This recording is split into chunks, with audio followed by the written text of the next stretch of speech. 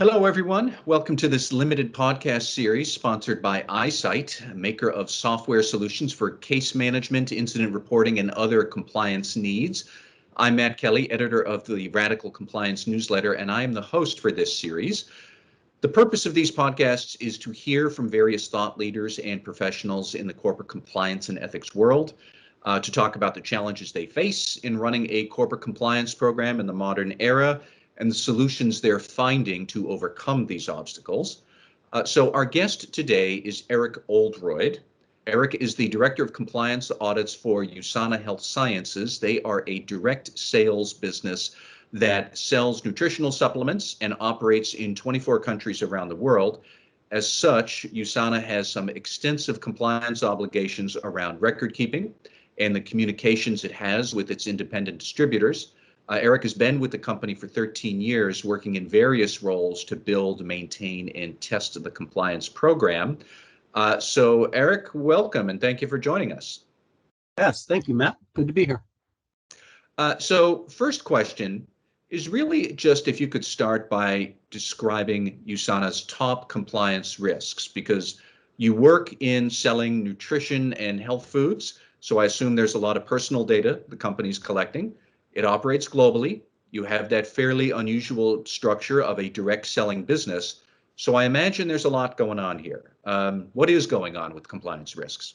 Yeah, so our role at the company is a little bit different than I think what most people think of in compliance. The compliance that we deal with is keeping our independent associates accountable to the terms and policies that they've agreed to. So they're not employees for us, so they're independent contractors that sign up with us to sell our nutritional products. And as such, they've agreed to certain terms and policies. And what our department does is enforce those terms and policies. Now, the policies cover two really main areas of compliance, if you will. The first one is regulatory concerns. So those would be things from government agencies on both the product side. We're a nutritional supplement company, so we're not a pharmaceutical company. So we're restricted on what we can say our products can and can't do. And then since we're a direct selling company, we also have a business side. So we compensate those independent contractors when they go out and find others to purchase our products. So there's two aspects that regulators, and in all of the countries that we operate in around the world, they have very similar to what we have here in the United States, being the FTC and the FDA, right? So the FTC regulates the business side of things, the FDA regulates the product side of things. But every country that we operate in has similar organizations. And then in addition to the regulatory concerns that we also have business concerns that we need to maintain. Some of the policies that we have are for the integrity of the business. So, we have to ensure that, our associates aren't saying things about other associates or trying to take their customers or downline and bringing them over. And then also the profitability of the company. We have policies in place to ensure that the rules are followed so that the business can be profitable for everybody, both the associates and USANA as a company. So those are really the things that our department focuses on when it comes to compliance and ethics. Okay. So now with those sort of issues and priorities, what are the compliance program capabilities you're looking to build up? Are they more technical issues to build a good process for something, or are they soft skill needs like educating and training the distributors and associates you have, or are they something else? What does that look like?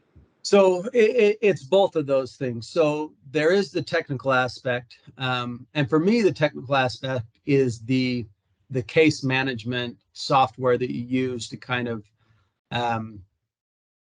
document all of the efforts that you're going through.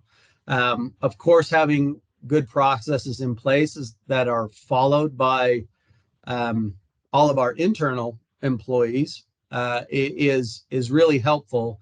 And when you can have a case management software that you can build those processes into, it makes it a lot easier.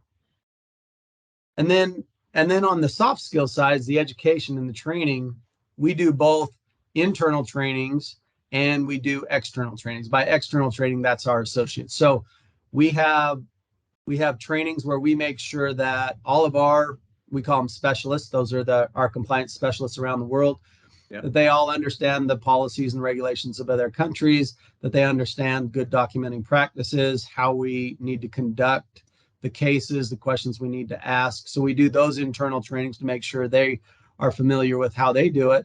But then we also do external trainings to our associates and make sure that they understand, how they can promote the products in the correct way, depending on the country that they're in, how they promote the business.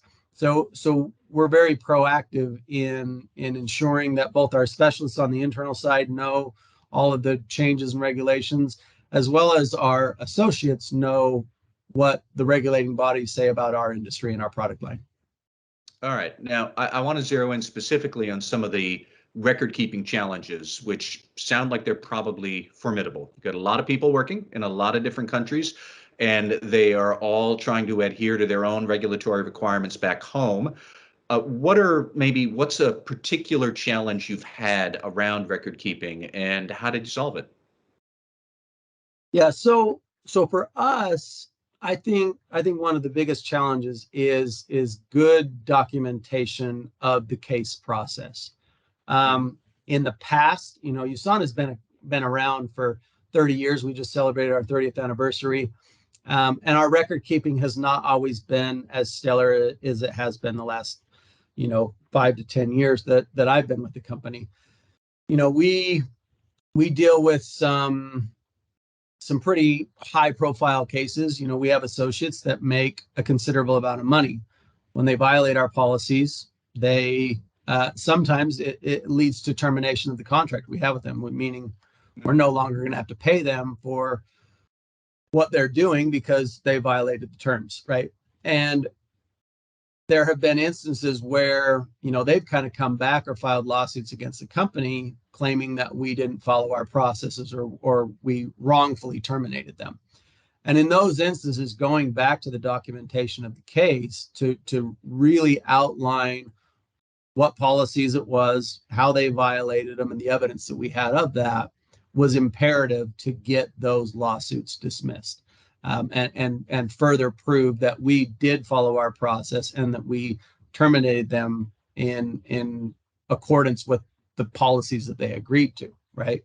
And also to that kind of the same extent, regulatory concerns. Sometimes different regulatory agencies kind of come to us and they want to know what we're doing as a company to ensure that our associates out there in the world are following the regulations of the country. And so again, you go back to that documentation of how many violations have we found, what was the process to educate them, and how do you see that trending downward, right? From our efforts that we've done, so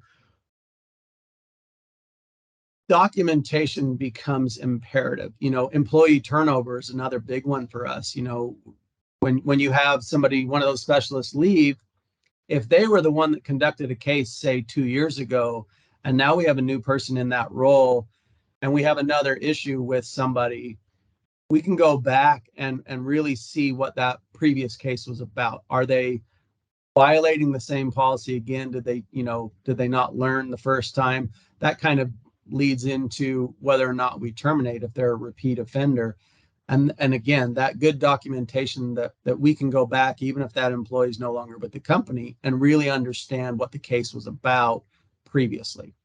And finally, one thing that I want to add, reporting also, I think, is really important to this whole process, right? So you do all the work and document everything, but building reports so that you can continually analyze what your teams have been doing around the world and what's worked, right? So we try to be very proactive with our education efforts. So every quarter, we're looking back at what was the most common violation and making sure that we have educational assets that we put out both for our internal specialists as well as the associates around the world, that we're educating them on the things that are most commonly violated. All right. And my next question, I guess, kind of grows out of some of what you were just describing there, but you oversee compliance audits.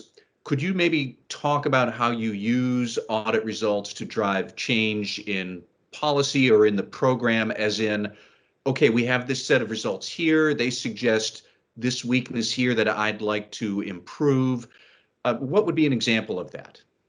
Yeah, and so in my role for the company, I actually have two main areas that I cover. One of them is claims. So that's what our associates are saying both about our products and the business opportunity.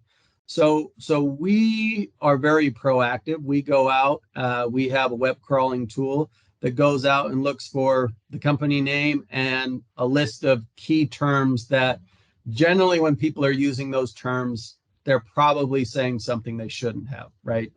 Cure, treat, prevent, those things when you're talking about our products are going to raise a red flag. So that team it's under the audit function because they're proactively going out there looking for those types of things. I also have business analysts that use a lot of data mining and analyzing the data that they're pulling back to find potential violations. And the violations that we're looking for, we look for specific behavior in the data to help with, regulatory concerns as well as business profitability concerns. Probably more so on the business profitability.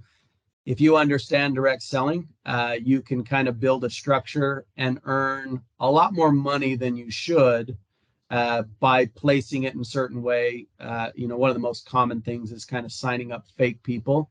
So you have people in the downline that aren't really there, but you just come up with a name and put them there. So they're earning money that really shouldn't be earned there, but one person is kind of controlling all of those. And so we use a lot of that data to identify the organizations that probably have some of those. And then we kind of compile and turn over the findings to whatever market it was in, to the specialist, to excuse me, to start making calls to see whether or not what the data was showing actually is happening. And we've gotten pretty good. It's not every single time that it turns into a case, but pretty regularly the things that we can find from the data side will turn into violations. And what I like to do is turn it into an educational opportunity, right? We want to keep every associate around the world sharing our products. And so we want to take those opportunities to really educate them on, the things that they've done wrong, show them how that's a violation of the policies, and show them how they can do it correctly and still be profitable. Okay.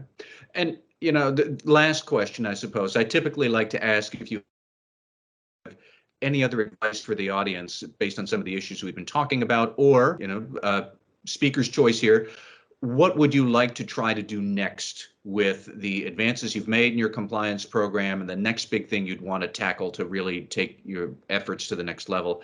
Any thoughts along those lines? Yeah, for sure. I really think that having a really good case management software is key to a compliance program. I think if you can't go back and see what you've done or learn from the past, it makes it very difficult to improve moving forward. For us, and what I would tell anybody that's in a compliance role is you need to continually evaluate and improve the processes that you have. Our industry in particular is ever changing. Anytime we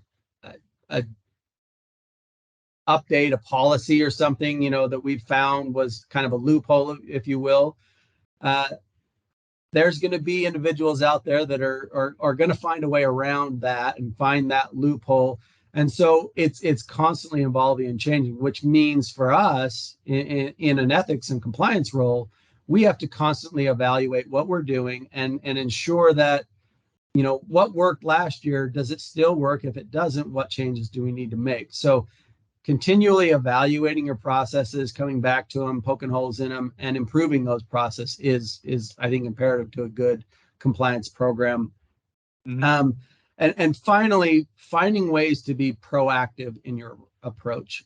We've found over the years that as we've taken this data that we've been able to collect, we've been able to be much more proactive in putting educational material out there, whether it's training programs for the associates or for our internal specialists.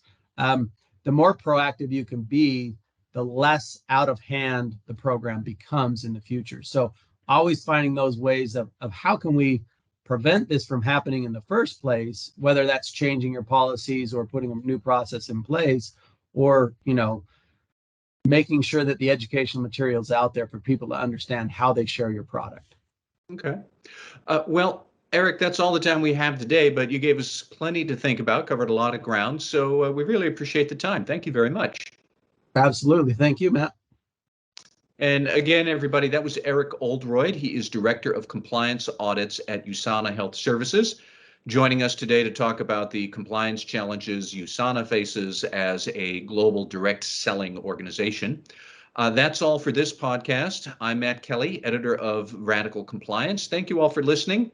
Thank you to iSight for sponsoring this podcast series, and I hope you'll join us again next time.